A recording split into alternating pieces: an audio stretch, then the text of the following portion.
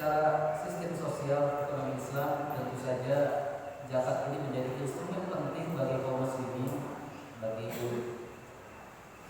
kita semua, ya, bahwa dengan adanya zakat Allah Subhanahu wa taala dalam ajaran Islam menginginkan satu keseimbangan. Selama ini memang kita berada di satu sistem yang lebih mengarah kepada sistem kapitalis. Sistem kapitalis, orang-orang yang memiliki resources yang banyak, orang-orang yang memiliki atau kelompok yang memiliki sumber daya yang luar biasa, maka dia akan menjadi pemenang. Maka dia akan bisa mengeksploitasi sumber daya alam yang lain atau sumber daya manusia yang lain untuk memenuhi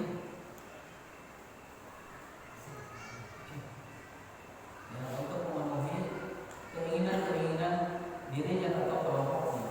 Itu yang kemudian menjadi satu kelemahan, ya. Satu kelemahan bahwa distribusi kekayaan yang harusnya tidak hanya berada di tangan-tangan orang kaya atau kelompok-kelompok orang kaya, ini kemudian harta ini hanya berputar di sekelompok orang tertentu, ya. Makanya dalam beberapa berita mungkin kita pernah mendengar, pernah membaca bahwa kekayaan kita hanya dikuasai oleh 2% dari penduduk kita, sementara yang lain pada berapa? Itu artinya bahwa perputaran kekayaan kita itu diatur oleh beberapa kelompok dari atau hanya beberapa persen dari sedikit, ya, dari kita, ya, dari penduduk Indonesia. Sementara banyak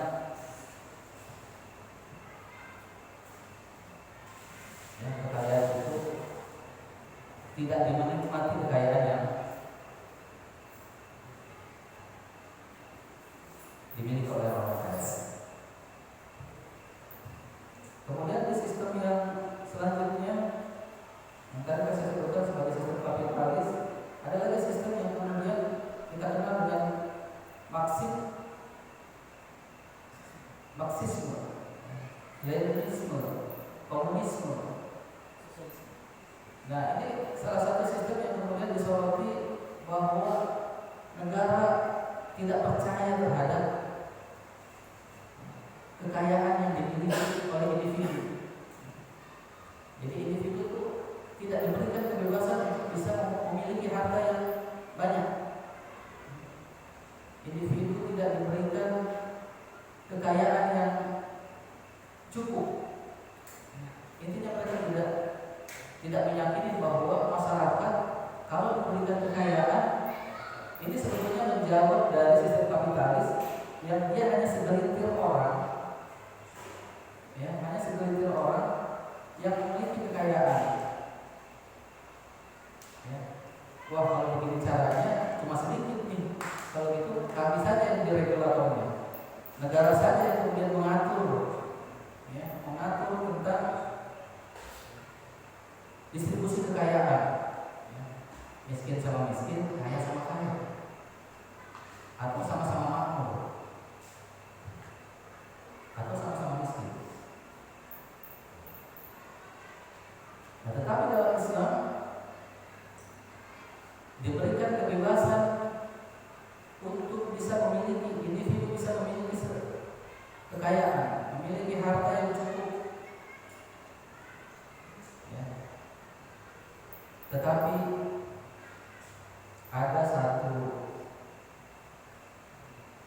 peringatan dari Allah Subhanahu wa taala, yaitu adanya kewajiban berzakat. Maka dengan adanya kewajiban berzakat, tentu saja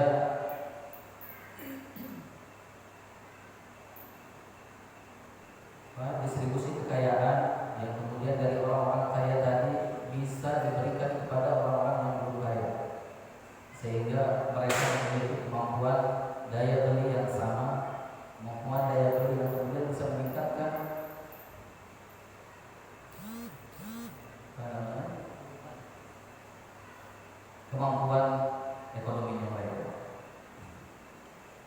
yang kemudian bisa saya sampaikan, terakhir yang saya ingin saya sampaikan adalah bahwa kami tentu saja dalam hal ini merupakan kesempatan yang baik.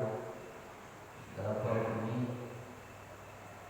saya sebagai salah satu dari komisioner Bajis di Rahmatan Alamin, Pak Ketua di hadapan saya ini, Ketua Bajis Rahmatan Alamin, tentu dalam konteks ini kami sekaligus mensosialisasikan kepada Bapak Ibu sekalian bahwa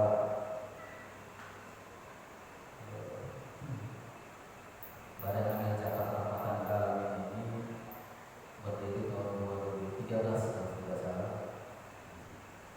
Pak Ustadz Adi Almarhum, beliau juga yang sebagai deklarator sama beliau. Dan alhamdulillah ini sudah cukup lama, tapi relatif masih belum mengembirakan. Tentu ini PR buat kita semua bahwa untuk bisa meningkatkan pertumbuhan dari Badan Zakat ini perlu bantuan dan dukungan semua pihak.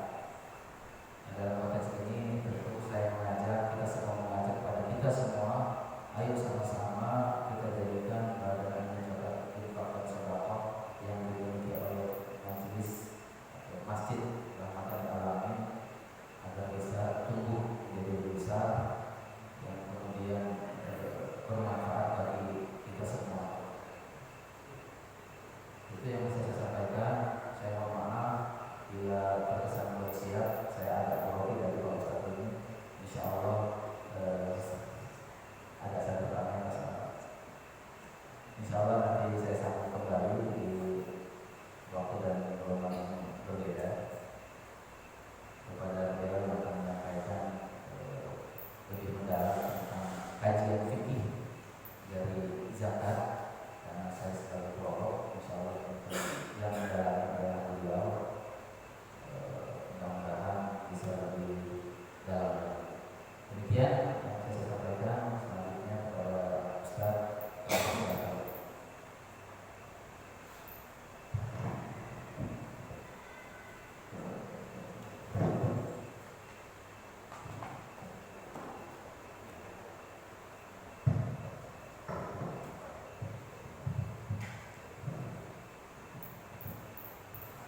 Bismillahirrahmanirrahim. Assalamualaikum warahmatullahi wabarakatuh. Alhamdulillah. Alhamdulillah an'ama alaina bi ni'mati syahri Ramadan wa fihi as-siyam. Asyhadu an la ilaha illallah wahdahu la syarika lahu wa asyhadu anna Muhammadan abduhu wa rasuluhu la nabiyya ba'dah. Qala Allah ta'ala fil Qur'anil Karim, a'udzu billahi minasy syaithanir rajim. Innamas shadaqatu lil fuqara'i wal masakin ila akhiril ayat. Qala Nabi sallallahu alaihi wasallam, bunyal Islam ala khamsin, dan di dalamnya ada zakat.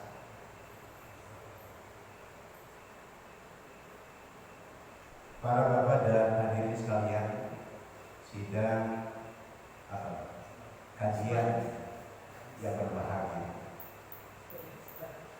sejalan dengan apa yang disampaikan oleh Ustaz Haris tadi, bahwa tentunya kita patut bersyukur yang biasanya setelah tarawih itu kita pulang, karena di masjid itu hanya ada beberapa saja yang melaksanakan tadarus. Oleh karenanya barangkali di depan mohon juga Ustaz Suhaib sebagai kelembagaan di warga kita khususnya DKM ini ada tadarus yang sifatnya kelembagaan atau kolektif. Jadi tadarus itu tidak hanya mengembangkan diri untuk berlomba mencari pahala secara pribadi, tetapi ketika Ketika itu kita kolektifkan, maka seakan-akan kita berrata ke bagian pahala, karena mungkin di dalam satu malam itu ketika kita harus menamatkan 3 juz atau 1 juz minimal, maka ketika ada 10 orang mungkin akan berbagi ke yang 10 orang itu dari 1 juz pahala. Ini mudah-mudahan menjadi pertimbangan sehingga ada semangat tersendiri, sehingga tidak ada dominasi pahala dalam hal ini, karena mungkin saja yang tadinya tidak bertadarus di masjid akan menjadi tuntutan, akan tertuntut untuk bisa bertadarus. Nah, ini agenda ke depan mudah-mudahan bisa dipertimbangkan, sehingga mudah-mudahan sekali lagi pahala tadarusnya kita bisa melebar ke beberapa saudara kita yang khususnya ada di masjid. Alhamdulillah pada malam hari ini diawali oleh kita terkait dengan kajian, berbagai kajian fikih. Bahkan pada malam hari ini tentunya saya kaget, karena sebelumnya saya berjanji kepada jamaah di kajian subuh atau di kajian Sabtu Minggu itu saya ingin menguatkan apa yang saya sampaikan terkait dengan fikih tarawih itu di kajian. Tiba-tiba ternyata miskomunikasi, pemahaman antara saya dengan ketua DKM, sehingga ketika muncul apa ini pamflet player ya, ternyata kita harus membahas terkait dengan zakat. Tapi nggak masalah, karena tentu saja kita bersama-sama belajar untuk bagaimana mendalami ya. Oleh karenanya kalau bicara zakat tadi sudah disampaikan oleh Ustaz Haris, berbagai latar belakang, bahkan saya menyebutnya apa yang disampaikan oleh Ustaz Haris bukan hanya sekedar prolog, tetapi ini lebih kepada bagaimana filosofi zakat hubungannya dengan kehidupan bermasyarakat. Oleh karenanya di sini, karena memang merupakan latar belakang yang khas di ekonomi Islam, sehingga wajar Ustaz Haris ketika bicara zakat dalam konteks kemasyarakatan. Makanya lebih menyerahkan kepada saya terkait dengan zakat dalam konteks fikih gitu. Di saat juga gitu ya. Alhamdulillah, tapi dengan demikian Ustaz Haris, saya menjadi ludeng karena di sini tidak sendirian, dan antum juga saya pikir ini kita akan mengawali apa yang menjadi angan-angan kita. Kita membuat podcast dalam satu kesempatan dan tema yang berbeda, tapi rupanya ini sudah mengawali juga terkait dengan podcast itu, walaupun ini lebih ke Sunda live ya. Bapak Ibu hadirin sekalian, bicara zakat dalam konteks fikih, maka saya hanya ingin menyampaikan bahwa pertama, hubungannya dengan kelembagaan yang ada di lembaga kita. Di kita ada ZIS yang merupakan kependekan daripada zakat, infak, dan sedekah. Lalu kemudian apakah kita sudah memahami dari ketiga istilah tersebut ketika konteksnya dalam pendistribusian? Jadi ketika kita bicara JIS, lalu kemudian kita bicara mengelola, lalu bagaimana juga kita mendistribusikan? Karena kita sebagai kelembagaan, sehingga dalam konteks asnaf ats-tsamaniyah kita menjadi amil di situ, maka tentunya kita harus mendalami terkait dengan apa yang dimaksud dengan zakat, apa yang dimaksud dengan infak, dan apa yang dimaksud dengan sedekah. Tentunya ini adalah 3 kalimat, 3 kata yang berbeda definisi, yang berbeda makna. Kalau zakat tentunya lebih umum terkait dengan apa dan bagaimana posisi kita sebagai muslim, yang zakat menjadi satu kewajiban bagi kita ketika kita memang muslim.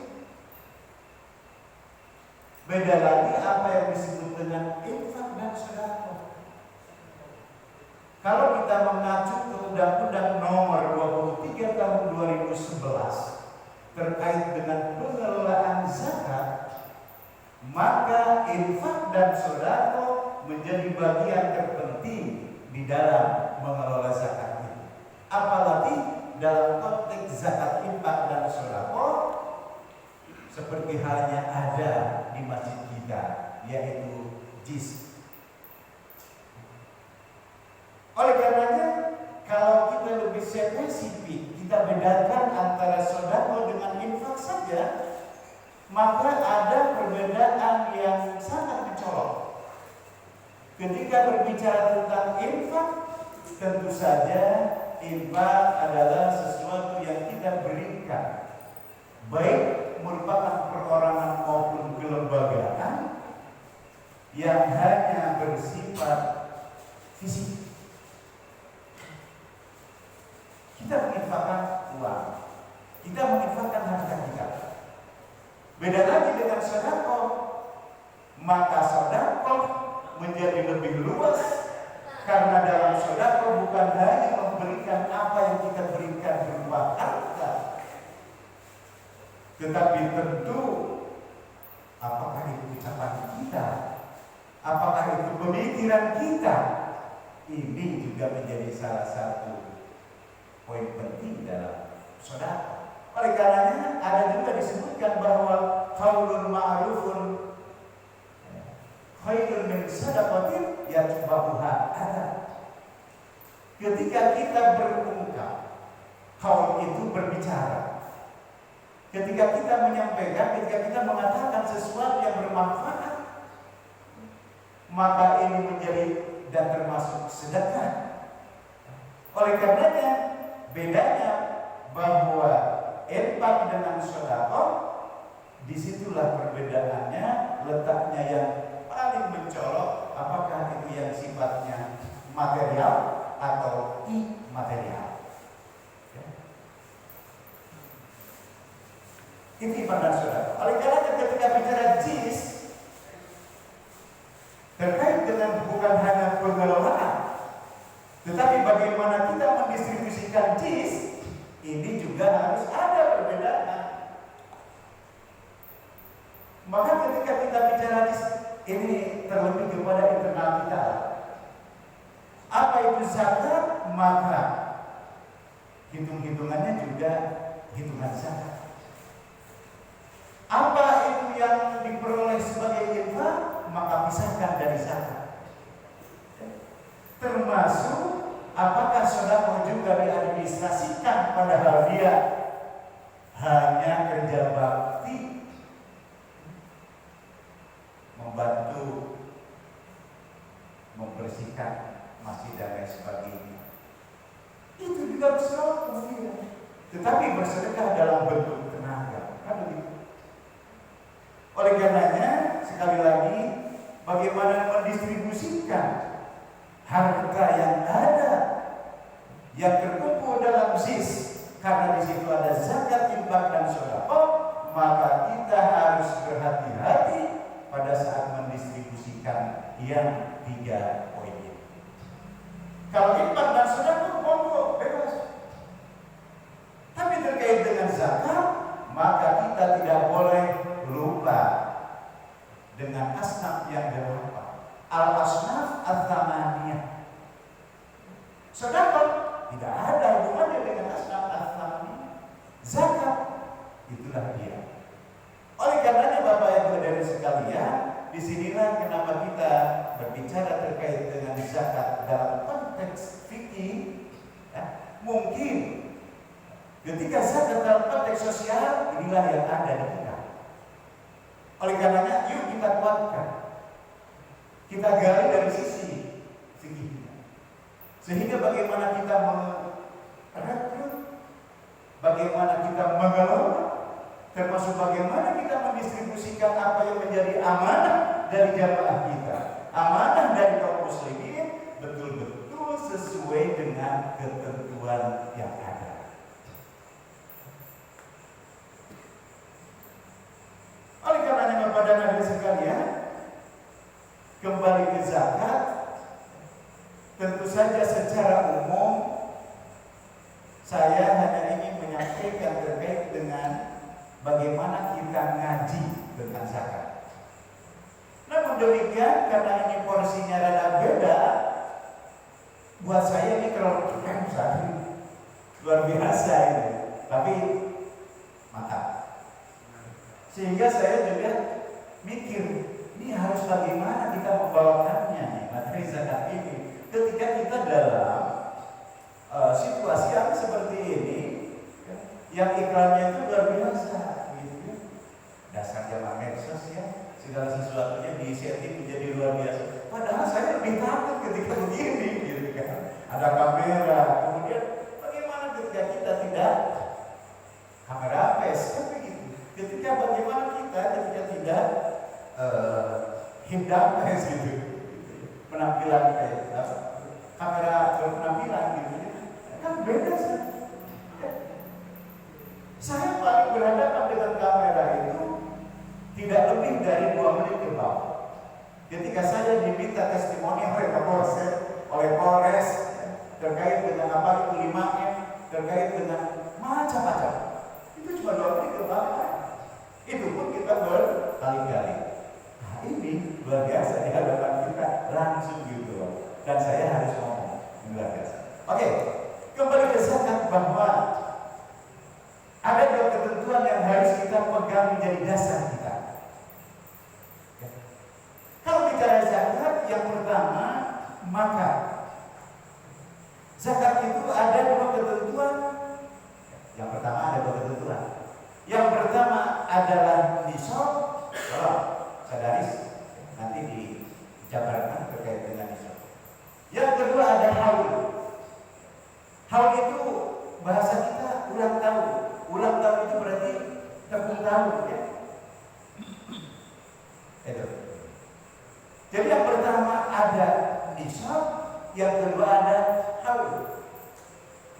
Apa yang disebut dengan nisab? Nisab itu adalah satu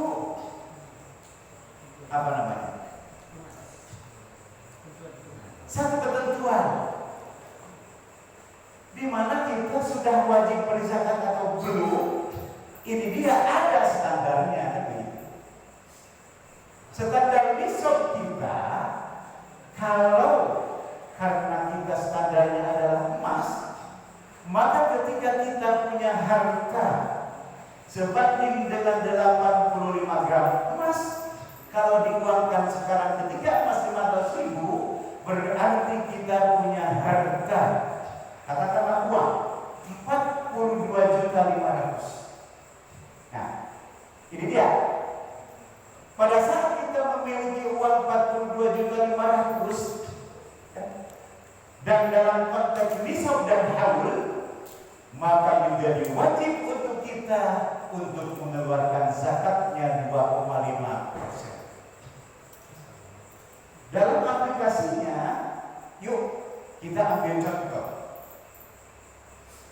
Seorang pegawai negeri yang gajinya 10 juta per bulan, apakah gaji, kemudian tunjangan, gaji pokok dan lain sebagainya, terlepas daripada itu. Yang jelas dia menerima 10 juta per bulan. Lalu kemudian ketika kita akumulasi dalam konteks awal tadi, katakanlah selama 1 tahun, maka ketika diakumulasi menjadi 120 juta. Kita kembalikan ke nisab. Apakah 120 juta ini ketika kita konversi ke dalam emas 85 gram sudah nisab apa belum? Kan begitu.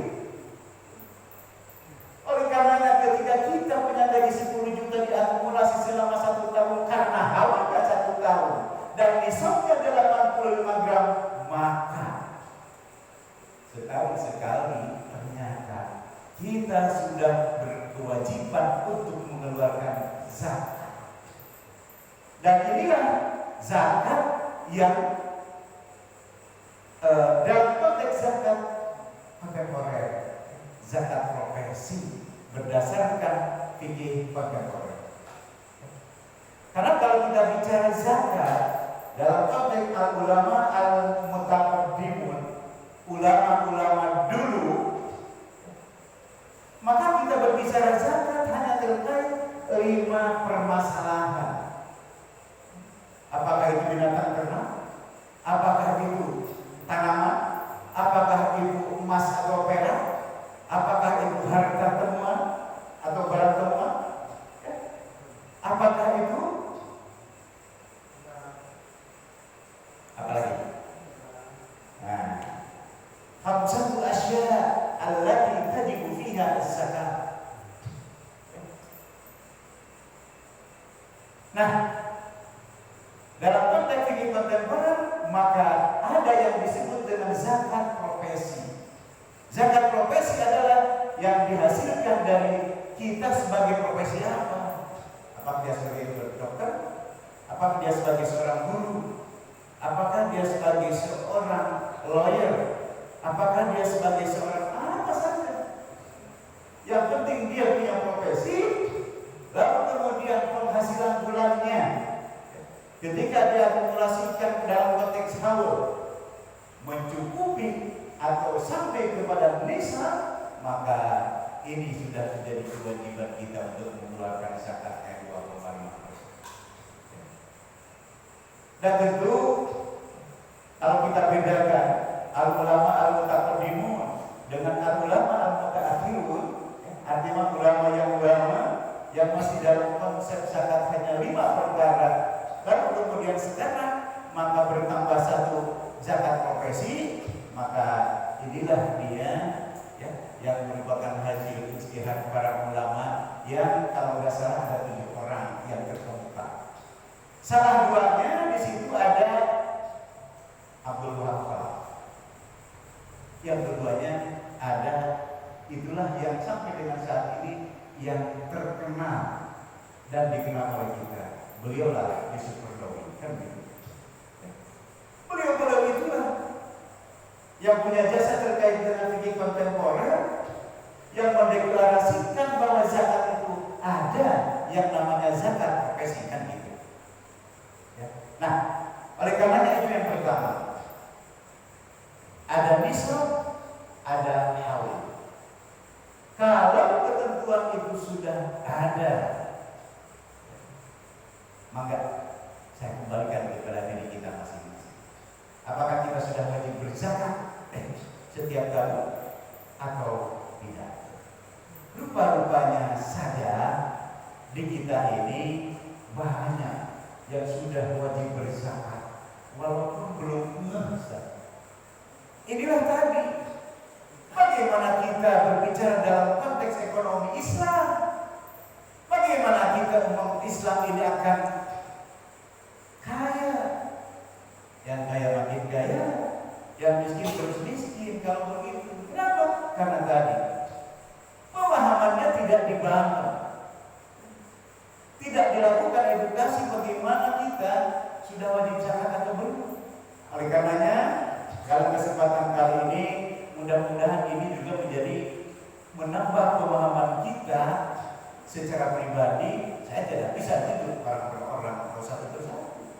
Yang jelas ini saya serahkan kepada masing-masing kita untuk bagaimana kita tidak dengan apa yang kita peroleh hari ini terkait dengan apa yang menjadi penghasilan kita.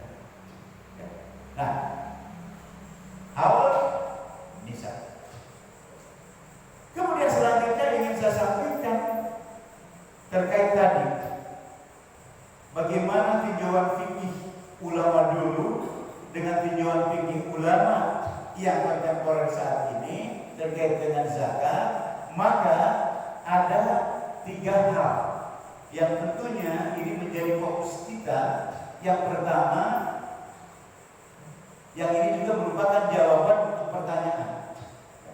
Pertanyaan yang pertama, sekarang itu mungkin sudah tidak asing lagi bahwa kita berzakat setiap sebulan sekali. Ada zakat yang dikeluarkan setiap bulan setelah kita menerima gaji. Pertanyaannya adalah, apakah yang disebut dengan zakat, apakah harta yang dikeluarkan setiap bulan dengan niatan zakat itu juga menjadi zakat atau tidak?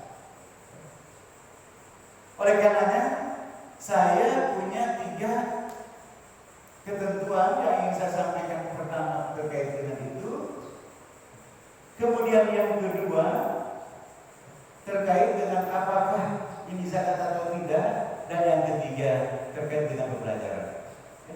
Oleh karenanya Bapak dan Hadirin sekalian, ketika menjawab pertanyaan Ustaz, saya berzakat setiap bulan setiap setelah saya menerima gaji. Ketika saya menerima gaji 10 juta, maka saya berzakat 250.000. Kan gitu. Demikian selanjutnya. Oleh karenanya pertanyaannya zakat atau bukan? Nah, dalam hal ini, kalau ulama al-mutaqaddimun ketika menyikapi permasalahan ini, maka dikembalikan kepada 2 hal yang tadi, nisab dan haul. Kalau berbicara nisab, ini kan ada 2 hal. Nisab itu apakah? Ini 3 kategori ya, nisab itu ya. Nisab itu apakah pada saat menerima dia memenuhi nisab atau tidak? Kan ada saja mungkin. Kemungkinannya ada orang yang pada saat menerima rezeki itu dia sudah bisa harus berzakat gitu. Misalnya, punten, ketika kita menjadi biopana, ya. Pada saat menjadi biopana itu, kan kita sesaat tuh mendapatkan rezeki itu. Kita kebagian 200 juta dari membiok itu. Nah, saat itu loh. Kira-kira kalau dalam konteks nisab sudah bisa belum? Sudah bisa. Kenapa? Karena nisab itu tadi 85 gram emas nisab. Ya kan? Dalam 85 gram emas itu 42.500.000. Sementara kita mendapatkan rezeki saat itu 200 juta. Berarti berapa kali lipat bisa? Berapa kali lipat persentasenya? Kan begitu. Satu, terkait dengan nisab. Yang kedua, terlepas dari nisab atau tidak, terlepas dari hal atau tidak, yang namanya nisab itu bisa saja setiap 3 bulan sekali. Apa itu? Terkait dengan zakat tanaman. Dalam setahun kita memanen padi itu 3 kali, karena 4 bulan sekali kan. Berarti setiap 3 bulan itu kita punya hasil zuru, kita punya hasil tanaman sawah. Berarti kita punya padi, kan gitu. Nah, hasil panen kita padi itu kalau seandainya satu musim 3 bulan, lalu kemudian mencukupi nisab, ya kan? Maka sudah wajib kita zakat. Walaupun belum haul, ya. Kenapa? Karena di dalam zulu bukan haul yang berlaku, tetapi nisab. Termasuk persentase daripada zakat itu bukan 2,5%, tetapi tergantung daripada apakah kita bersawah itu diairin dari air yang tada hujan atau air yang memang dikelola oleh satu lembaga, kan begitu. Kita punya sawah nih, tapi diairin oleh perusahaan kopi dari air wah misalnya. Maka beda dengan ketika kita menggarap sawah ditanamin airnya air yang ada hujan atau air yang mengalir. Ya. Kalau sawah kita yang diairi oleh air pump misalnya kalau kita, maka itu cuma 5% yang harus kita zakat, tapi harus kita keluarkan zakat. Akan tetapi ketika kita nyawahkan kemudian airnya alami, ya, maka 10% kita keluarkan. Kan begitu. Jadi yang pertama, walaupun belum halal, tetapi sudah nisab. Kan begitu. Nisabnya juga apakah nisab sesaat atau saat itu sekaligus, kan gitu. Atau nisab kita karena berdasarkan hasil panen, kan gitu. Lain lagi ketika kita berbicara terkait dengan urudut tijarah, perdagangan, kan gitu. Perdagangan kemudian profesi itu mungkin bukan hanya nisab kita berbicara, tetapi kita juga berbicara tentang haul. Oleh karenanya tadi terkait dengan haul, apakah ulama mutaqaddim ataukah mu'taakhirin, ini hanya terjadi pada zakat profesi.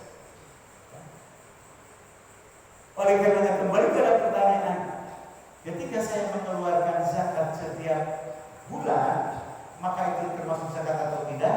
Nah, kalau kita mereferen ulama al-mutaakhirun yang fokus terkait dengan nisab dan haul, maka itu tidak termasuk zakat.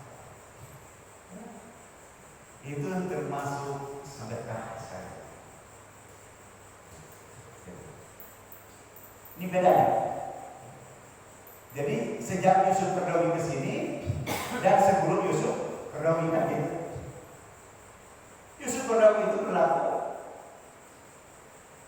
Ada yang ingat tahunnya? Bahkan difatwakan oleh Majelis Ulama Indonesia pada tahun 2003. Nah, sejak itulah diberlakukan zakat profesi, maka dalam konteks fikih mereka, zakat yang diserahkan, zakat yang dikeluarkan setiap bulan setiap dia mendapatkan penghasilan, menurut fikih kontemporer itu termasuk zakat.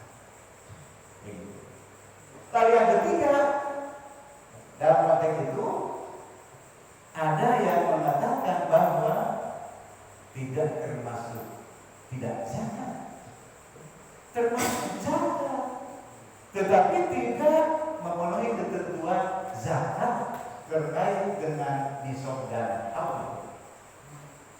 Maka zakat ini disebut dengan zakat pembelajaran. Begitu bijaknya sebenarnya maka ulama fikih itu. Oleh karenanya satu itu masuk zakat, ya, menurut kaul yang baru berdasarkan fikih kontemporer yang berlaku sejak 2003. Yang kedua tidak termasuk zakat. Kenapa? Karena ulama dulu itu terkait dengan wajibnya zakat itu fokus kepada dua, nisab dan haul, kan gitu. Tapi ada yang lebih bisa, nggak bisa. Ada yang lebih bijak. Udah, itu masuk zakat. Hanya lebih kepada pembelajaran. Gitu ya. Artinya apa? Memang zakat ini berat, kan gitu. Kalau seandainya kita tidak dilakukan edukasi terhadap zakat itu, kita berpikir ketika penghasilan kita 10 juta per bulan dan diakumulasi selama 1 tahun karena haul menjadi 120 juta. Padahal saat itu belum tentu tuh penghasilan kita yang setahun itu numpuk kan gitu. Ya, padahal kewajibannya ada, tetapi harta kita ada tidak? Belum tentu, kan begitu. Oleh karenanya tadi diantisipasi, besar kurang zakat tiap bulan supaya ke Jakarta, gitu benar. Ya. Nah, inilah sebetulnya kearifan lokal dari ulama-ulama fikih kita terkait dengan zakat. Nah, Bapak hadirin sekalian, jadi lupa satu lagi yang ingin saya sampaikan. Kalau kita bicara ulama mazhab yang empat terkait dengan zakat, tentunya bukan tidak bisa, kayaknya kurang pas ketika kita bicara terkait dengan zakat profesional. Oleh karenanya tadi kita klasifikasikan terkait dengan zakat. Oleh karenanya yang paling penting buat kita adalah bagaimana ketika kita bicara tentang ZIS, bagaimana kita bicara tentang zakat. Yuk kita pahami dulu dasar dari zakat itu sendiri. Bukan hanya diwajibkannya zakat, karena terkait dengan zakat itu kan baik dari secara nakli dari ayat Al-Quran itu jelas, baik dari sisi hadis itu ada, maupun ijma' ulama. Oleh karenanya terkait dengan tadi fikih kontemporer itu kan merupakan hasil ulas, merupakan kompilasi, merupakan sebuah kesimpulan dari yang mereka pelajari terkait dengan zakat yang dideklarasikan oleh ulama-ulama. Coba kita bandingkan ketika kita bicara dalam konteks kontemporer, petani yang setiap pagi, setiap hari capek mengelola sawahnya, lalu kemudian pada saat panen dan jatuh nisab karena berton-ton penghasilannya dari menyawah, lalu dia harus mengeluarkan zakatnya. Padahal setiap hari beberapa kesan, letak, kan gitu. Tiba-tiba lawyer yang setiap harinya tanpa harus berkeringat, ya kan? Yang gajinya setiap bulan itu Masya Allah, lalu kemudian tidak dikenakan wajib zakat. Aduh, kan gitu. Makanya inilah mungkin salah satu filosofi berzakat dalam konteks zakat profesi itu. Masa iya gitu ya? Termasuk bagaimana yang berternak, setiap 30 sapi harus dizakatin ketika sudah masuk 1 tahun, kan begitu? Padahal bagaimana kita berternak sapi itu luar biasa. Karena ketika bicara sapi ini kan, ini bicara sapi ya. Apakah sapi ini lihat atau tidak? Lalu kemudian apakah sapi ini pembunuhan atau susu dan lain sebagainya. Itu jelas sekali dalam fikih dibahas. Luar biasa bagaimana kita capainya dari sisi fisik. Tapi masa iya orang-orang yang karena cuma duduk di kantor menerima klien, ini bukan menistihkan mereka, tapi ini kita harus diterima. Ketika difatwakan ada zakat profesi pada tahun 2003 ini luar biasa. Oleh karenanya tadi apa yang disampaikan oleh Ustaz Haris terkait dengan bagaimana ekonomi Islam ini, mudah-mudahan dengan begini maka akan menjadi perata, tidak yang miskin-miskin, yang kaya-kaya. Oleh karenanya kembali kepada diri kita, yuk mari kita pahami terkait dengan disyariatkan zakat ini. Maka setelah itu kita masukin ke hati kita. Barangkali untuk sementara itu saja, karena ini forumnya interaktif katanya, sehingga kita harus batasi untuk penyampaian gitu ya, karena biasanya lebih ke bagaimana dialog. Demikian, kurang lebihnya mohon maaf. Wallahul muwaffiq ila aqwamit thoriq. Assalamualaikum warahmatullahi wabarakatuh.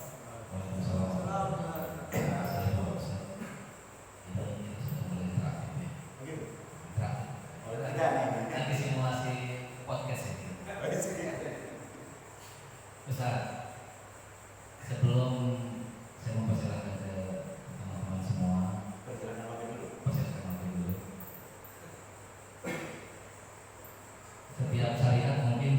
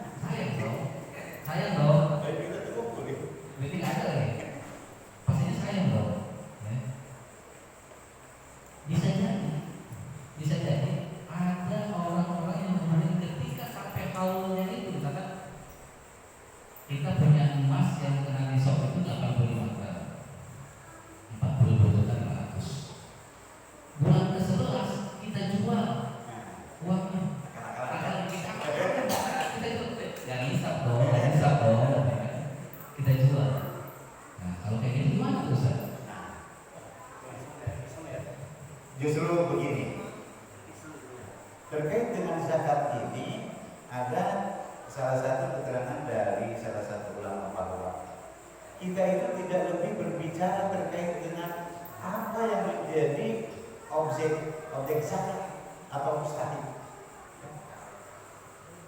Tetapi zakat itu lebih kepada ta'abudi. Ta'abudi itu lebih ke bagaimana kita dalam konteks ibadahnya. Begitu. Kalau bicara tentang kemiskinan, bicara tentang ekonomi Islam, bicara sosial, mungkin tadi bisa kita akalin. Hasilnya kan cuma segini. Lalu kemudian pada saatnya jatuh haul, waduh saya harus banyak utang kan begitu.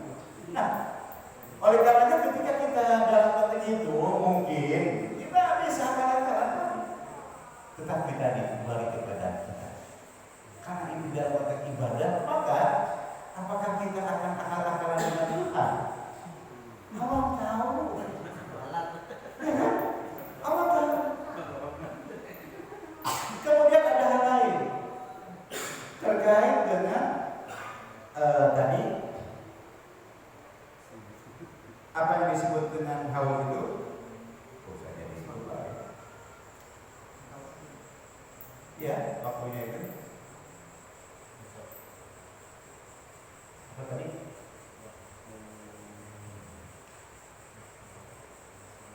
Cek penghasilan. Cek penghasilan. Oleh karenanya ketika kita berzakat itu karena lebih kepada sisi ta'abudnya, sisi ibadahnya, maka masanya sih kita harus akal-akalan. Kan gitu. Oleh karenanya, waduh, nggak usah. Tapi Banyak. Makanya kalau secara syariat nih, sebetulnya banyak di antara kita saja yang sudah nisab pada saat haul. Tetapi tadi apakah memang pemahamannya belum sampai atau justru dia lebih paham sehingga diakali sehingga sayang gitu kan kalau dikeluarkan zakat. Biasanya kan ada lagi gini, ketika kita bedakan ya, nisab emas sebagai perhiasan dan nisab emas sebagai emas simpanan. Ya. Mungkin di antara ini khususnya ibu-ibu ya, sukanya dengan perhiasan yang bisa dipakai. Ya. Karena ada satu ketentuan kalau saya salah informasi mungkin bahwa kalau emas berbentuk perhiasan ketika dipakai dia nggak kena zakat. Bayang dong kalau misalkan emasnya Sakilo, biar nggak kena zakat dipakai sadaya. Kita kemasan. Nah, memang begini terkait dengan harta kita yang melekat dalam diri kita itu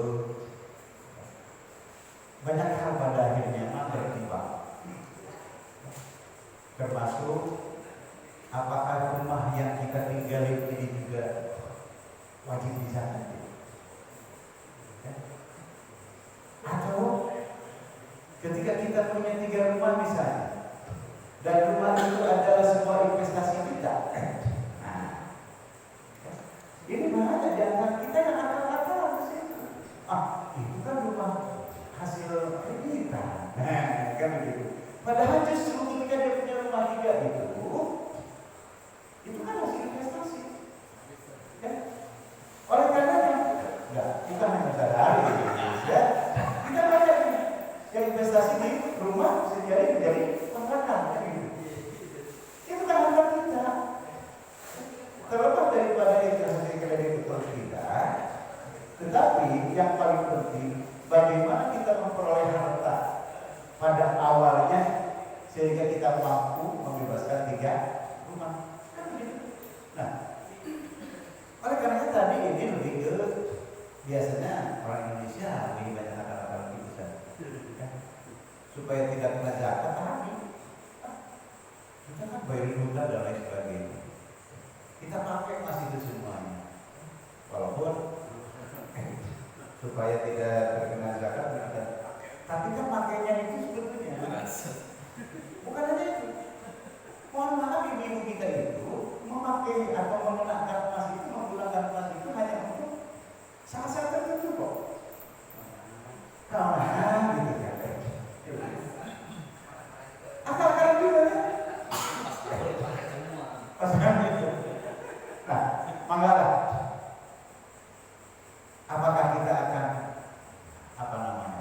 diri kita, atau justru kita tidak bisa memenuhi Tuhan? Karena begitu, itu kembali kepada hati kita.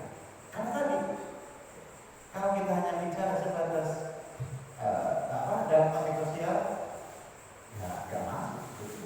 Tapi ketika bagaimana kita kembali ke hati, berat. Ketika kita punya umat justru malah hanya dipiara, ya pasti itu kita akan ingat bahwa di dalam emas itu apa yang menjadi simpanan kita itu. Ya. Nantilah dalam konteks simpanan itu karena uang tabungan, apakah itu investasi atau bukan, emas simpanan dan lain sebagainya. Termasuk sekarang yang sedang viral itu bagaimana kita bisnis online terkait dengan jual beli emas gitu. Nanti kita buka berdasarkan kajian para pakar terkait dengan itu, dan sekali lagi mungkin itu juga lebih ke bagaimana kita menyikapi itu. Kita dekat-dekatkan dalilnya, karena benar-benar kalau kita terkait dengan zakat khususnya, kita ini kan bukan hanya tadi ya terkait dengan zakat hanya 5 yang harus kita zakatin, lalu kemudian setelah terbit fatwa ulama 2003 menjadi 6. Bukan hanya itu, tetapi ketika bicara zakat fitrah misalnya, bukan hanya zakat fitrah perbedaan antara beras dengan makan. Dari mulai zakat fitrah dengan beras saja kan nggak ada zakat fitrah dengan beras pada awal kan itu zaman Rasulnya. Nah, oleh karenanya disitulah ada sebuah prosedur sehingga orang Indonesia mah zakatnya dengan beras. Nah, proses itulah yang disebut dengan yas, kan gitu. Itulah pekerjaan para ulama ketika mendapatkan permasalahan-permasalahan yang dalam konteks beribadah itu ada sesuatu yang memang timpang.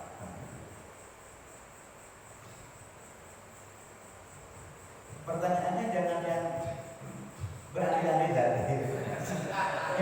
Lebih ke jamaah atau lebih jamaah? Ini hanya membuka Menyemangati jamaah untuk bisa makan suara ya. semangat. Yang lain silakan. Mana sana ini? Ayo.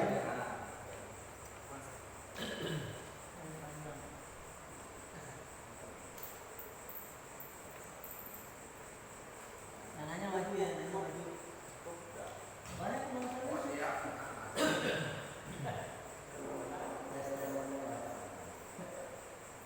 Tanyanya begini, Ustaz. Ya. Tanyanya ada 2 pertanyaan sebenarnya. Mudah-mudahan tidak mengada-ada. Tanya pertama, ini berhubungan dengan misalnya ini, Ustaz, emas nih. Kita kan nyimpan emas, Ustaz. Nyimpan emas nih.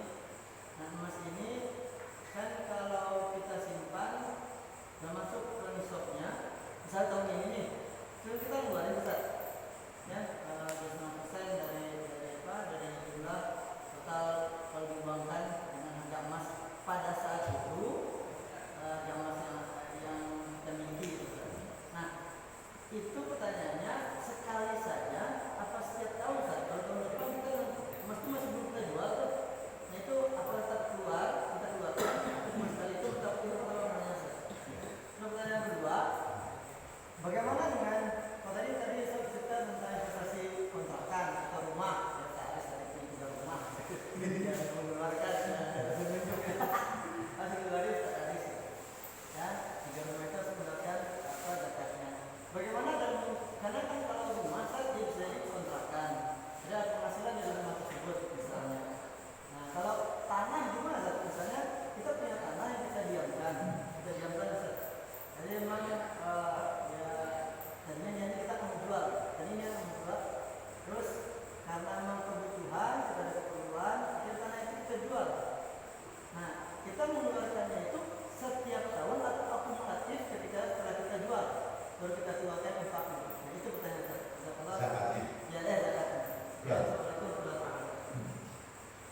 Emas yang disimpan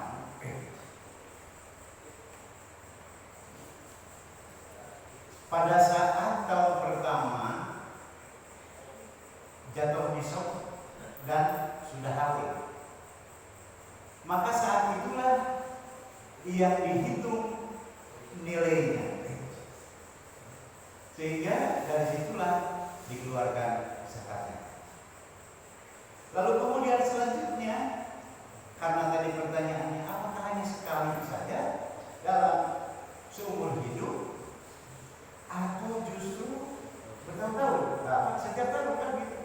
Nah, ini sama halnya ketika kita bicara terkait dengan apakah investasi, apakah harga berjalan dan lain sebagainya. Tentu saja ada pengurangan dan penambahan kan dalam perjalanan setahun gitu.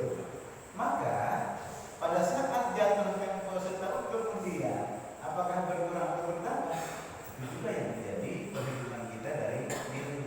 Jadi intinya bahwa ketika kita menyimpan harta itu tidak hanya sekali ketika kita harus mengeluarkan zakat, kecuali harta kita yang sesaat kita peroleh, kayak tadi hasil kios gitu kan ya, dapat keuntungan atau dapat gusuran, ya. Itu kan hanya sesaat. Oleh karena hanya sekali itu kita keluarkan zakat. Ada harta yang kita simpan, tentu saja karena kita simpan lama dan bertahun-tahun, itulah kenapa harus wajib zakat. Yang kedua terkait dengan tanah. Tanah ini merupakan investasi kita atau sesuatu yang menjadi usaha kita, gitu loh. Oleh karenanya ada tanah yang dijual-belikan kan. Tanah yang dijual-belikan itu kan pada saat kita jual, lalu kemudian berapa nominalnya, itulah yang kita zakati. Kalau itu berkaitan dengan jual beli tanah. Tetapi ketika tanah itu menjadi hak milik kita, ya, hak milik kita, apakah tanah itu menjadi harta satu-satunya kita, atau tanah itu hanya bagian dari harta kita? Oleh karenanya ini tadi, yuk kita timbang-timbang. Apakah tanah jadi merupakan profesi kita, jual beli tanah menjadi milik, ataukah tanah juga menjadi harta kita yang seumur hidup kita? Gitu ya.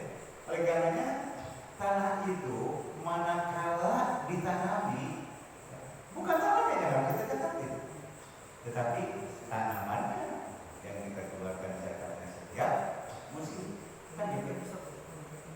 Kalau mencapai nisab, ya kan. Ada pun tanah tadi, kalau bicara tanah sebagai ladang usaha, jual beli tanah, tidak.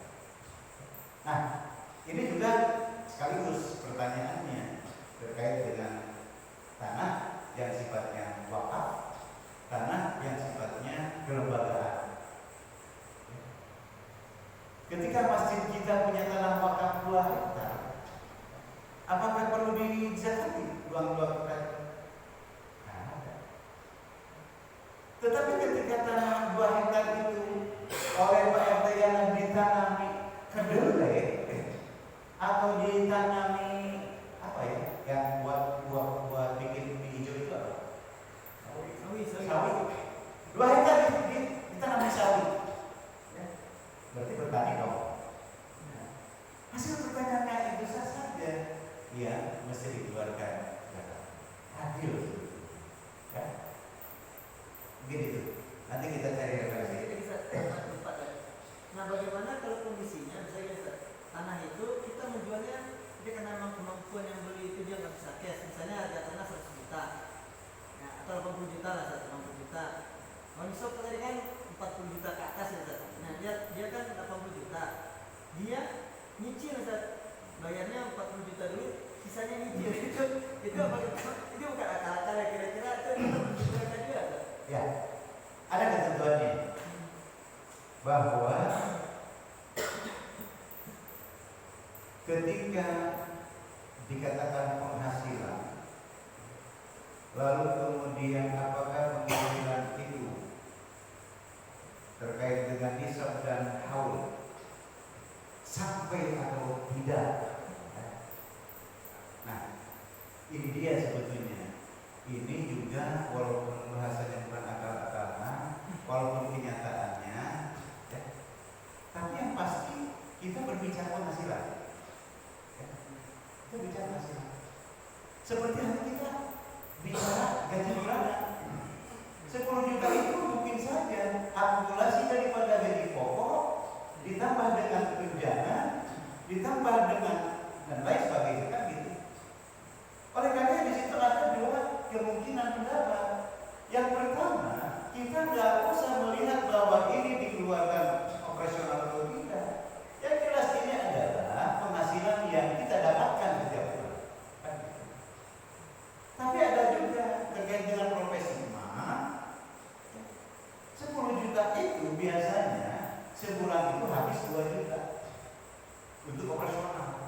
Maklum, Cigongbong itu kan membayar ya tol, bensin, makan, sopir dan lain sebagainya. Katakanlah habis 2 juta. Kalau seandainya memang kita menghitung-hitungan begitu, nah kembali lagi nih, aku kan ini rencana, monggo. Gitu. Tapi ada yang mengatakan bahwa afdolu kalau kita nggak usah hitung-hitungan itu. Ya kan itu udah penghasilan kita. Ya komersikan saja sejak gitu ya. Jadi tadi lebih kepada bagaimana dalam zakat ini lebih bijak, lebih kepada kearifan lokal. Tapi tadi kembali ke hati kita. Sebetulnya kita sudah diajarkan belum sih? Oleh karenanya saya pada saat masih di DU, sudah bisa ukur ya. Karena setiap bulan itu masih ada sekian. Ada atau tidak pada satu barang itu, karena awalnya itu sengaja saya hitung di bulan Syawal, di bulan puasa hari bulan Syawal, maka zakat itu saya keluarkan lewat beberapa akun pada saat pengeluaran sesuai dengan penghasilan saya saat itu ketika diakumulasi. Makanya ini kan yang paling mudah ya, ketika kita tidak harus mengelola diri kita untuk tidak harus berjaga. Intinya kayak pokoknya nama saya perlu di sana kan 20 juta sekian juta kita ambil, kita sisihkan, sekian juta kita sisihkan, ngezakatin selama 1 tahun sekian. Jadi itu mungkin mudah-mudahan ini tidak benar dan tidak terlalu puas. Nanti kita balik lagi untuk pertemuan yang akan datang.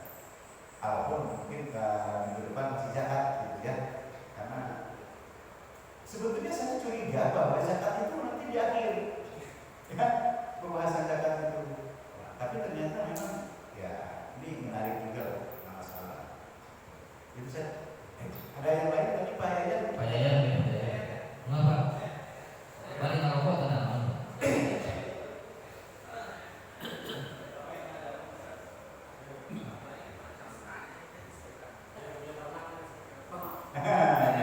Punya kambing banyak nih.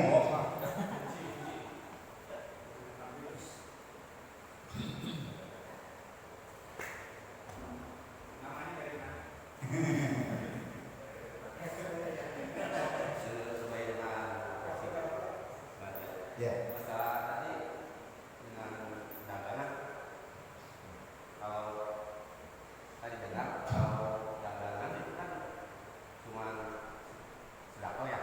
Ini kalau dagang yang di setiap bulannya ditarget ya kan, kalau sekian juta harus dapat sekian. Seperti ya, misalkan 20 juta setiap bulan harus 20 juta, gimana? Dagang. Perdagangan. Zakat perdagangan. Zakat perdagangan ya. Dipatok. Zakatnya atau apanya? Target itu penghasilannya. Penghasilannya. Dapat kena ini enggak? Ya Pak. Indomaret ya. Indomaret berarti kita harus ngobrol dengan pemilik Indomaretnya ya. Yang ditanya apa ya? Zakatnya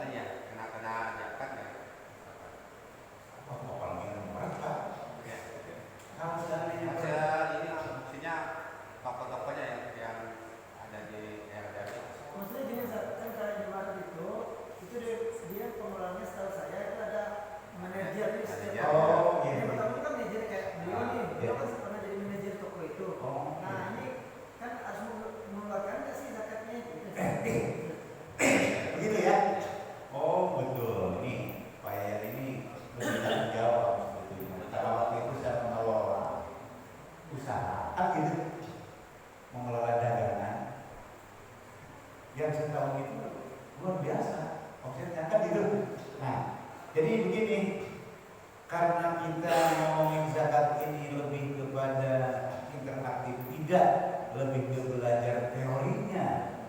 Padahal tadi Ustaz Haris itu bawa 3 kitab gitu. Ceritanya kita mau kitabnya Pak Ustaz. awalnya kita mau, kita baca kitab dulu, yuk ngaji bareng gitu. Walaupun kopiannya tidak diisbari ya, tapi lebih ke saya manual gitu ya. Kemudian bapak-bapak jadi mendengar saja. Awalnya begitu, supaya tadi nyambung. Tapi karena kita lebih cepat, lebih interaktif, sehingga pertanyaan-pertanyaan itu muncul. Padahal ketika dikaji dasarnya teorinya, jadi ada salah satu ketentuan yang tidak saya sebutkan tadi di prolog. Ya. Ada ketentuan milmutam di situ. Itu yang diperdebatkan oleh 4 mazhab, 4 ulama, Syafi'i, Malikiyah dan lain-lain. Jadi Pak Yahya karena ini tidak memenuhi ketentuan, ketentuannya itu adalah milkutam. Milkutam itu adalah kepemilikan sendiri. Ada upaya ya, kan dia bekerja. Jadi yang namanya opsi itu bukan milik orang, tapi milik pemiliknya. Kan gitu. Sehingga bayarnya mau sekian M pun 1 tahun omsetnya, nisabnya sudah berlimpah, ya, nominalnya tidak wajib mengeluarkan zakat. Yang wajib zakat. Begitu. Ya, begitu. Kenapa? Karena ada ketentuan di situ. Al-milkutam. Jadi kepemilikan pribadi, kepemilikan murni, bukan punya orang lain. Kalau kita mengelola, itu kan hanya mengelola. Yang memilikinya siapa? Orang lain. Maka tidak wajib zakat untuk bayarnya. Begitu ada. Bayar ini zakatnya bukan dari pemerintah, dari gaji yang 15 juta bulan.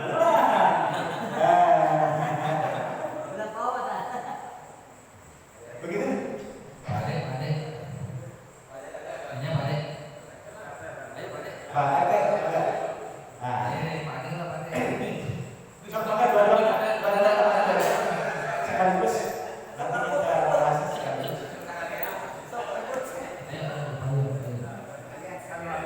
Pakai mic Pak, biar di Oh, sebentar.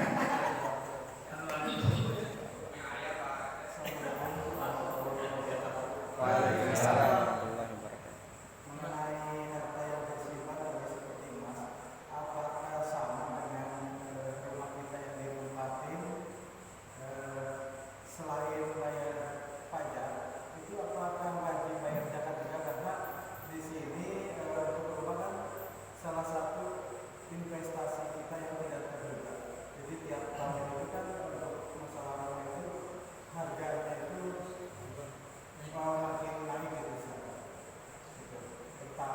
Pertama itu, kedua masalah kendaraan yang kita pergunakan kalau ada 2 atau 4. Selain kita wajib bayar pajak, apakah perlu wajib kita untuk berbayar zakat? Itu aja Ustaz dari saya. Sekian, terima kasih. Assalamualaikum warahmatullahi wabarakatuh. Langsung ditabung dulu. Tabung dulu ya. Langsung Pak Ade. Assalamualaikum warahmatullahi wabarakatuh. Waalaikumsalam warahmatullahi Begini wabarakatuh. Pak Ustaz, saya punya kasus nih mengenai warisan. Wah, Jadi warisan itu mempunyai apa yang ditinggalkan oleh orang tua itu menghasilkan istilahnya income lah gitu kan, tahunnya. Nah, saya pengen tanyakan itu, apakah harus dikeluarkan zakatnya secara keseluruhan atau apakah nanti hasilnya setelah dibagikan ke masing-masing keluarga gitu? Jadi mohon penjelasannya. Terima kasih. Assalamualaikum warahmatullahi wabarakatuh. Ini rada menarik nih kalau warisan ini. Karena saya pernah didatangi orang kemudian kan saya zakat yang diterima. Aduh, binatang. takbiran gitu ya. Tiga aja. Kita di lebaran ya alhamdulillah dan lagi. Setelah hitung-hitungan zakatnya dari harta warisan yang diinvestasikan gitu ya. Menurut ibadah Kami masih tadi. harta warisannya dalam bentuk apa? Uang?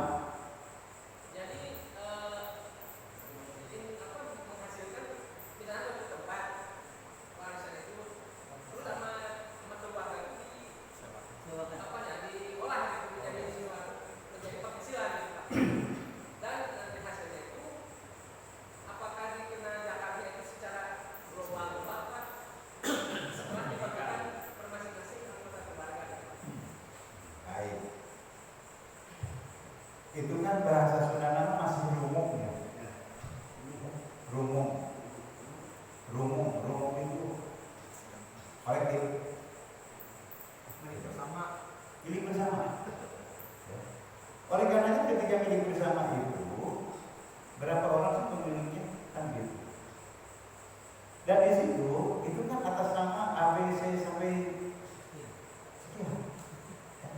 Katakanlah Pak Ade itu mungkin termasuk banyak ya keluarganya. Ada 7-an. Benar 7?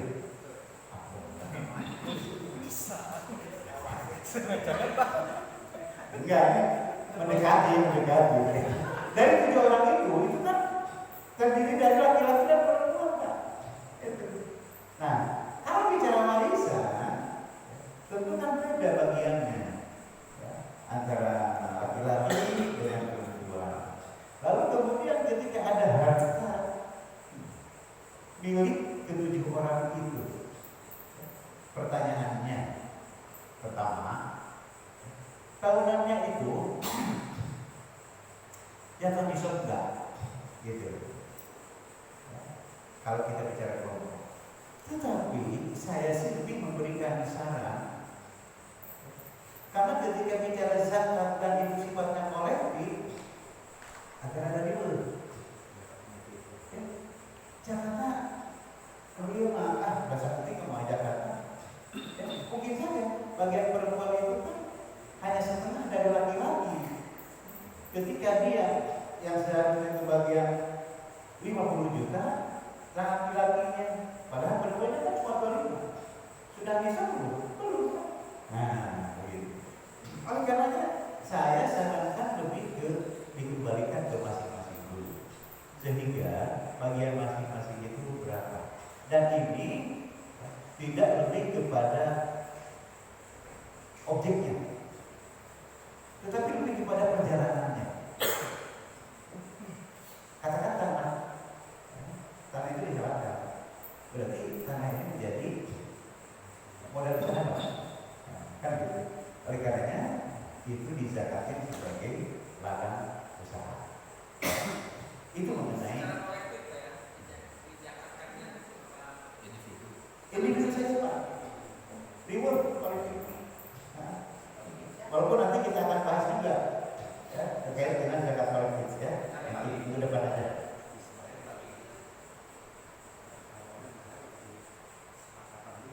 Ya, jadi kalau kolektif harus kesepakatan sesuai dengan bagian masing-masing, sehingga setelah diakumulasi, oh ini kurang baik untuk keluarga Jakarta satu. Walaupun itu lebih kebersamaan dan mungkin saja lebih bisa dikeluarkan zakatnya dibanding ketika dikembalikan ke individu masing-masing. Ayam gorengan gitu ya. Gitu. Jadi itu lebih ke musyawarah dulu lah, ya. Ya, tapi kalau mau dizakatin tadi sok dihitung dulu, disok atau dulu. Kemudian terkait dengan Pak Ardayana, inilah yang selalu berkembang perbedaan selisih antara zakat dan pajak. Ya. Pajak itu bukan zakat, pajak itu adalah pajak, zakat itu bukan pajak. Oleh karenanya termasuk juga tadi zakat profesi yang setiap bulan itu bukan saya orang Kementerian Agama, setiap bulan itu kan dipotong bukan hanya pajaknya tapi zakatnya. gitu loh. Oleh karenanya dua bagian kita itu, mereka ya, saya masih honorer jadi tidak masuk karena belum disoal. Nah, ada problem mobil ya, ini bergerak atau tidak, lalu kemudian ini merupakan investasi perusahaan atau bukan, nah, gitu ya. Oleh karenanya terkait dengan mobil juga sama. Tahun ini mungkin punya CRV kan? CRV itu kalau dinominalkan berapa? Kata kita yang ada itu kan gitu Pak. Ya akumulasi. Kenapa? Karena tahun depan mungkin saja ganti menjadi Fortuner, gitu. Sudah beda lagi harga. Kalau Fortuner baru 600 juta sekarang Pak. Nah, kelihatan kan nilainya 600 juta beli Fortuner satu. Ketika bicara bulu mobil saja masih baru bicara uang sudah 600 juta dong. Sudah berapa kali lipat ketika kita bicara bisa kan gitu. Jadi tinggal walaupun tadi Pak sok pura-pura memang tidak beli kalau bang beli, justru karena perubahan itu menjadi perubahan juga untuk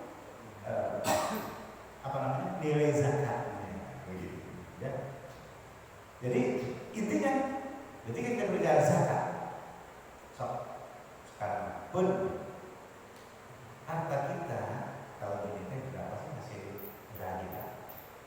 Sudah wajib dizakat itu berapa sih? Mobil kita sekian, nilainya sekian. Maka kalau mau dikalkulasi berdasarkan hitung-hitungan lu kira Pak, mana? Boleh misalnya mobil dikurangi nilai susunya berapa?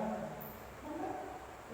Ditaksir yang tadinya beli 200 juta, sekarang udah pakai setahun. Paling kalau dijual tinggal 420 juta misalnya. Jadi kalau di Baznas itu Pak, ada kalkulasi, ada kalkulator zakat namanya. Insya Allah nanti kita bisa menghitung dengan mudah terkait dengan harta kita. Kalau seandainya hartanya berlimpah. Tapi memang kan biasanya begitu Pak. Kalau orang hartanya berlimpah itu karena saking berlimpahnya sulit gitu menghitung. Jadi itu kalau zakat. Iya. Mendingan kita yang sederhana tapi sudah masuk besok. Mendingan yang begitu kalau ada coba. Setiap kali kita alhamdulillah yang sadar zakat itu kan cepat mau Pak. Ya kan? Tapi pun orang yang berlimpah pahalakan di mana-mana. Mobilnya baratak, padahal kalau dihitung Fortuner ada satu, Pajero satu, Jazznya satu, mobil mana? Nah, zakat paling santunan gitu. Nah, walaupun santunan ini juga sebetulnya ya niatnya zakat apa sedekah kan gitu. Karena biasanya lebih kepada sedekah orang itu. Apalagi santunan itu sambil disuntik oleh media. Kan begitu. Ya kan? Ini zakatnya apa bukan? Nah, gitu. Jadi lebih kepada kita kembalikan ke masing-masing. Barangkali itu Ustaz Haris karena kita dibatasi waktu. Jadi masih ada satu. Makan sekarang. nah ini para profesional nih. Kan jarang-jarang yang beraktif. Bismillahirrahmanirrahim. Assalamualaikum warahmatullahi wabarakatuh. Waalaikumsalam. Jadi sebenarnya di cek. Ustaz, kemudian sebenarnya ini seru banget sebenarnya Pak. Banyak kan pertanyaan awal-awal sebelum mudah-mudahan jadi awal yang baik kita bisa Ustaz, hanya juga tadi kan cenah pertanyaan tanggung jawab ini ayatnya ini terkait dengan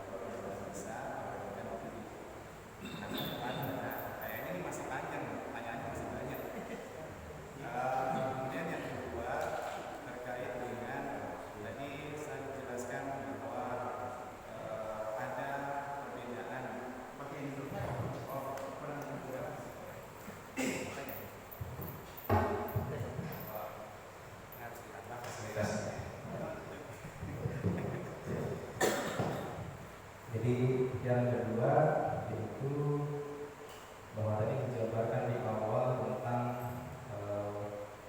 asal-muasalnya, ya, caranya seperti apa, bahwa kewajiban zakat, kemudian negara zakat, perbedaan pendapat dan zakat, dan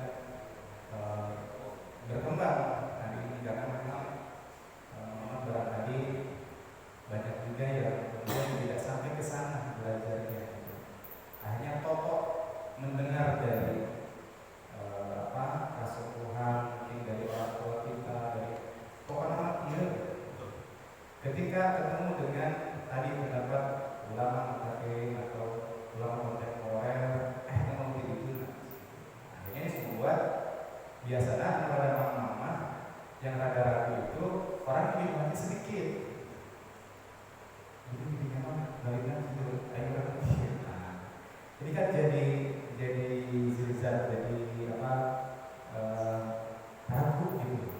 Benar betul ini zakat. Tapi sama sadaran ayat, sadaran dari mana ada. Nah, menyikapi itu kira-kira hematnya, barangkali jadi pertanyaan banyak teman-teman ketika beda pendapatnya, kita mengganti seperti apa.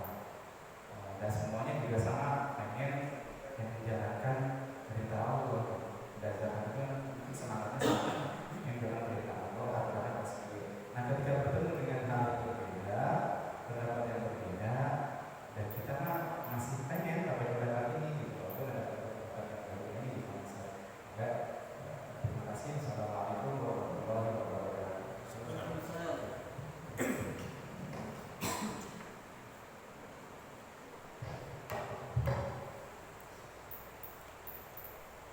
Terkait dengan harta kita yang kita miliki, sudah sampai sih awalnya mah kan gitu. Tapi dalam konteks bisa, itu iya. Kenapa? Karena di satu sisi kalau diakumulasi, saya punya mobil, saya punya aset usaha, saya punya tabungan dan lain sebagainya. Tetapi ketika ditimbang-timbang atau dibanding-banding, dimasuk-masukkan, oh ternyata utang saya tidak satu besar, jadi gede enek gitu. Nah, oleh karena di sini tadi ada yang mengatakan bahwa ketika terkait dengan profesi, ya, walaupun nanti selain profesi juga ujung-ujungnya ketika kita hitung-hitungan kesadarannya menjadi satu jalur. Di blok D kemarin, ya, Mas Rimo, ini dibahas juga terkait dengan investasi kontrak hak. Akhirnya ketika diakumulasi, oh ya sudah, berarti sampai di zakat dong, kata orang. Tapi dikembalikan, kapan nanganu? Kan gitu. Jadi kemana? Hanya ditengahilah bahwa sekarang begini aja. Ketika kita dalam konteks haul sudah 1 bulan, sok diakumulasi, sok dipelajari. Kalau seandainya sudah bisa, harus betul. Tetapi ketika misalnya hasil kalkulasi orang akuntansi oh ternyata kurang 3 juta, gitu kan? Cuma 49 juta 500.000. Berarti sebenarnya kan belum dapat isop, kan itu. Tapi ya kemudian sudah sedekah. Nah, kan itu yang pertama. Kemudian yang kedua terkait dengan ini dalam konteksnya adalah referensi, ya. Sebetulnya begini. Tadi malam kita membahas terkait dengan bagaimana menjalankan agama.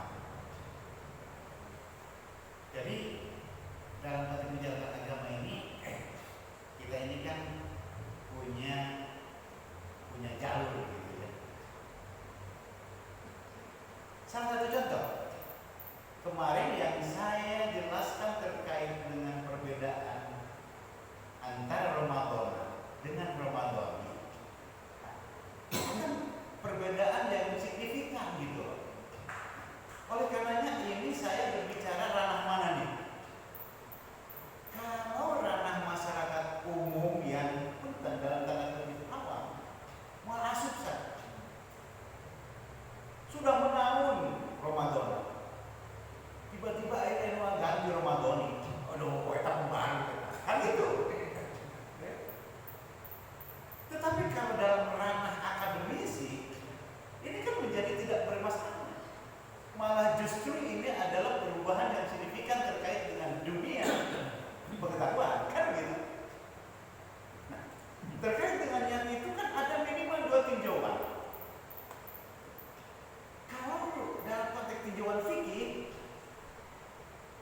tentu saja arek Ramadona, arek Ramadoni, nu penting mah niat eta nu penting. Bahkan tanpa Ramadoni atau Ramadona, nu penting mah saya niat ke puasa isukan. Kan begitu. Dan penekanannya bahwa ketika kita berbicara puasa Ramadan, niat itu ada jeda antara praktek dengan kenyataannya. Jadi harus ada jeda itu begini misalnya. Beda dengan puasa sunat. Ketika kita mau puasa sunat nih, jam 7 pagi, niat kurang ieu. Niat aja jam 8. Jadi niat saja kita jam 8. Saya niat puasa hari Kamis. Itu sah puasa kita untuk hari Kamis ini. Beda dengan puasa Ramadan. Makanya kenapa salah satunya kita berniat itu setelah sholat tarawih. Karena memang satu-satunya niat yang tidak kontak, satu-satunya niat yang dikredit ya, di dunia polisinya hanya Ramadan. Itu semua godin kan? Nah, oleh karenanya, kenapa niat itu harus pada saat sahur sebelum imsak? Karena ketika sudah melewati masa imsak, maka menjadi tidak sahnya puasa itu. Itu, ya. Nah, itu adalah kajian fikih. Sekarang terkait dengan takyin, terkait dengan apa itu ungkapan labdun niyyah. Dikaji oleh orang ahli bahasa. Ternyata dengan alasan ini itu dan lain sebagainya, dan alasannya adalah akademik, ya, alasannya adalah intelek, berdasarkan keilmuan yang ada, maka bukan Ramadan, ternyata yang benar itu adalah Ramadan. Kata orang bahasa harus Ramadan. Kata orang fikih, ulama Ramadan pandai eta tujuannya. Begitu. Artinya apa? Hah? Niat kan itu. Oleh karenanya dalam konteks ini maka sebetulnya ketika kita menjalankan agama itu yang penting ada dasar yang kita menjadikan tujuan. Karena semuanya tidak akan salah ketika ada yang menunjukkan ketat atau hanya dalam hal ini mungkin metode yang membedakan. Oleh karenanya juga memang disinilah perasaannya guna kurang kudu loba teh karena tadi sementara ini kan kita hanya mendengar katanya dan katanya gitu. Maka dalam hal ini tentu saja kita beragama itu ketika kita hanya mendengar dan katanya lalu kita melaksanakan ini sudah nggak bisa diakui sebagai jalan agama sebetulnya. Karena dalam hal menjalankan agama itu hanya 3 tahapan. Apakah itu sebagai mujtahid mendapatkan sebuah keputusan terkait dengan menjalankan agama, atau apakah level kedua sebagai mutabi? Jangan sampai kita menjadi muqallid yang ketiga. Tadi yang namanya muqallid itu ketika menjalankan agama itu katanya kan begini, kita ikutin ini, maka menjadi sesat kita dalam menjalankan agama. Tetapi ketika kita menjalankan agama lalu kemudian kita ada dasarnya, cek guru WG itu waktu hari ngaji ikutin, berarti kita pada level mutabi, walaupun mutabi paling akhir gitu kan. Oleh karenanya sekali lagi bahwa ketika kita menjalankan agama itu yang penting kita punya dasar, lalu kemudian jalankan, kan gitu. Nah, ada pun nanti kata ini pendapatnya, begini. Nah, oleh karenanya maka kemarin ketika saya berbicara tentang taraweh, sebetulnya kan ada dua jalur dalam hal menjalankan taraweh itu dalam konteks bilangan, kan gitu. Kemudian dalam konteks syariah, gitu kan?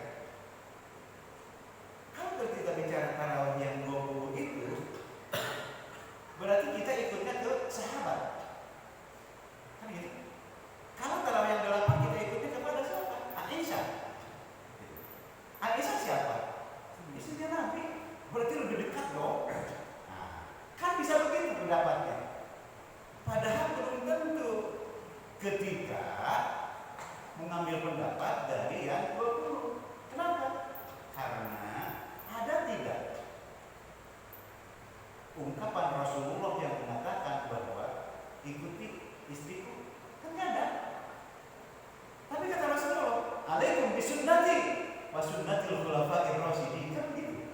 Jelas dong dasarnya ketika kita mengikuti para sahabat, kan gitu. Lalu kemudian apakah kita akan menyalahkan itu? Tidak bisa. Kenapa? Disinilah kalau kita bicara aswaja harus wal jamaah, di sini ada sikap tasamuh kita, toleran kita yang paling tinggi. Oleh karenanya ketika ada dua yang berbeda begitu, maka kita berada di tengah-tengah.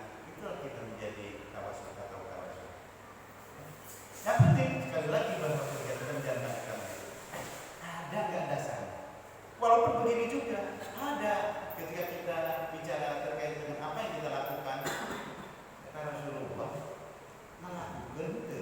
Kan ada yang sampai di situ. Jauh dari nyusul.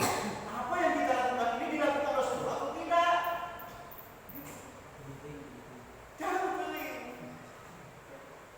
Kita itu kan belum tentu melakukan apa yang dilakukan Rasulullah sesuai dengan apa yang dilakukan Rasulullah. Dari mana kita bisa sholat ini? Rasulullah itu kan hanya mengatakan selalu kamar itu mau diusul. Terus takbirnya bagaimana Rasulullah? Tidak ada yang menyebutkan secara tafsir, secara rinci. Takbir Rasulullah itu begini, kan tidak ada. Terus siapa? Siapa yang membuat konsep itu bahwa takbir itu seperti itu dan lain sebagainya? Nah, kan orang-orang setelah Rasulullah begitu. Jadi ini panjang kan kalau pembahasan ini, nanti harus kita hadirkan referensinya, kita baca sehingga nanti kita jelas ulangannya ngomong doang gitu kan, tinggal kita informasi karena ini kan terkait dengan sunnah dan bid'ah kalau yang ini. Kadang-kadang kan kita mah bid'ah itu.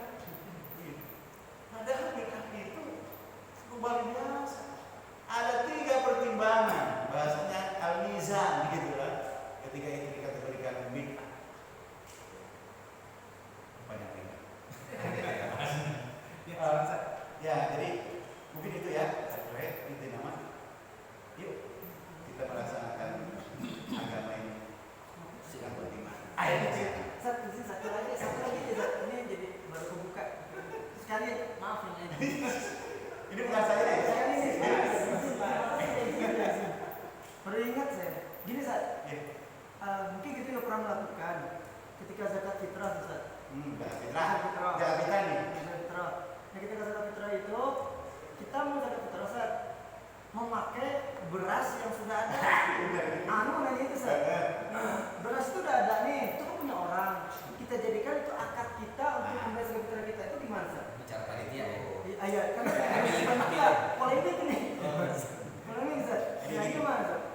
Saya akan membuka permasalahan juga walaupun tidak sempat kali ini. Apakah boleh berzakat dengan beras jatah? Itu artinya apakah boleh berzakat dengan beras pembagian kan? Bukan Ustaz. Enggak, ini masalah saya ceritanya. Oleh karenanya, dalam konteks itu maka adalah pertanyaan seperti ini. Biasanya kita kan akal-akalan di sini, ya kan? Sok aja, ayo ngaku. Kan kita yang biasa akal-akalan itu apa? Untuk memudahkan mendistribusikan beras dan uang kan gitu. Padahal, sebenarnya udah sama ya kan ya? Gitu. Hanya tadi kita kan dalam rangka mencari kebaikan ya, supaya tidak menjadi fitnah dan lain sebagainya, kan ke sana arahnya ya. Insya Allah hal-hal yang sifatnya teknis, hal-hal yang sifatnya berbau lokal, ayo kita akalin saja, kita ijtihadi saja sehingga menjadi kearifan lokal kita di sini. Kenapa? Karena mudah-mudahan kita juga bukan dalam rangka apa ya?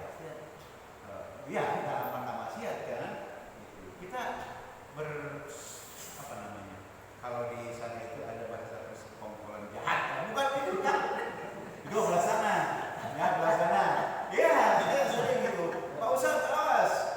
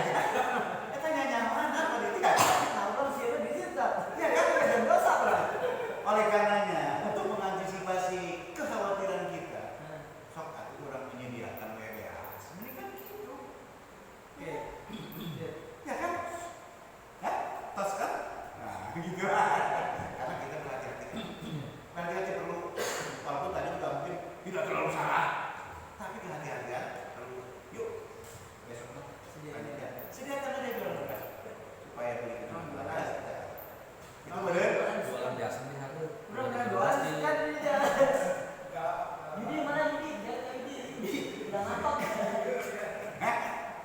Gitu. Allah alam. Ustaz, kelihatannya ini teman-teman masih ada ya. Tapi luar biasa ini, luar biasa kita cukup interaktif dan saya kira ini sejarahnya masih yang dari dulu 20 rakaat nggak pernah balik ke 8. Jadi saya kira ini sejarah lagi bahwa malam ini disatukan antara masjid di 20 yang dekat kepada campingnya dengan kajian yang dekat kepada salafinya, jadi ilmu yang salafi jadi masjid. Jadi Muhammadiyah dulu gitu. Muhammadiyah. Tapi yang jelas begini ya, saya ingin garis bawahi lagi. Jadi kalau saya kan berharap bahwa kita semuanya 20, tetapi kenyataannya kita kan berbeda. Ada yang 8 kan. Nah, cuma bagaimana ketika kita mengcombine kedua paham itu, maka yang penting buat kita jangan sampai terlihat bahwa ini adalah beda. Ini sih zaman 20 tuh tinggal, ya kan? Di terminal pertama, tinggal yang terminal kedua pasti dapat. Artinya apa? Itu jomplang sekali kan, kelihatan sekali perbedaan kita. Ya kan? Harusnya kan ini bisa 20 tambah 8, 28 jadi 2. Begitu Pak. Begitu. Oleh karenanya alhamdulillahnya tahun kemarin itu kita kelihatan sekali bisa ditunjuk. Orang pertama nih di termin kedua. Sekarang kan nyaris pura-pura nggak lihat kita yang 8 kemudian selesai kan gitu. Padahal Pak, nah ini tadi banyak lagi. Kalau kita bicara sunnah dan bid'ah, ya geus bid'ah 8. Namun caranya 8 itu kan 20, bari bacaan suratnya tang pendeknya. Ya kan? Bagaimana ketika kita bicara yang 8 itu, ayatnya saja banyak, luar biasa kan gitu. Oleh karena kemarin itu wajar ketika yang biasa 8 itu pengen bisa. Kenapa? Karena pengen yang nyari, kan gitu. Pengen yang mendekati sunnah, gitu. Oleh karena kita tidak lebih kepada bagaimana menjalankan syariat itu, Pak benar-benar, ya. Yang penting itu. Kita sama-sama di sini taraweh, ulama benar-benar. Gitu. Terserah itu.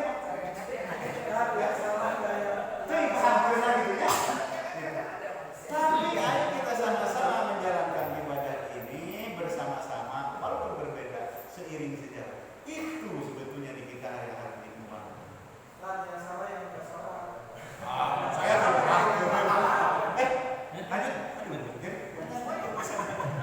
Ya mohon itu mungkin Nanti bisa sebetulnya dijelaskan. di kita punya.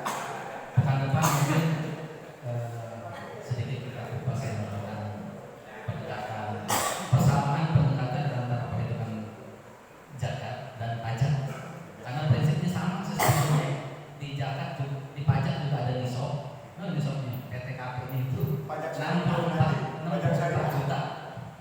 Tapi kalau di kita 85 juta, lebih besar sebetulnya kalau di zakat. Standarnya?